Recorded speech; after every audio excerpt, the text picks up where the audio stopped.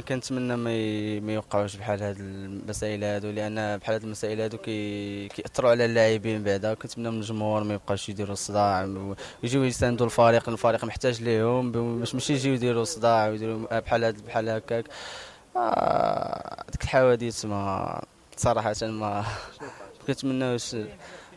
كان شباك بين احد اللاعبين مع احد الجماهير اللي بدا كيعيط. الجمهور اللي كان معنا، اللي كان مرافق بالكونغو، اللي صراحة اللي ماشي كاملين اللي داروا صداع، بعض الفئات اللي كنطلب منهم يجيو يشجعوا الفريق. ماشي علاش وقع هادشي؟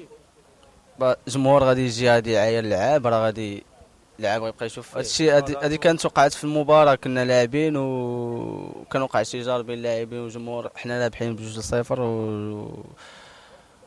وكان وقع واحد سوء تفاهم، الجمهور كيعاير في اللعاب حنا براسنا اللعابه ما عرفناش السبب اللي وقع، والفريق منتصر. بالعكس خص الجمهور يعاون الفريق باش يستاندوا باش يزيدوا نسجلوا اهداف.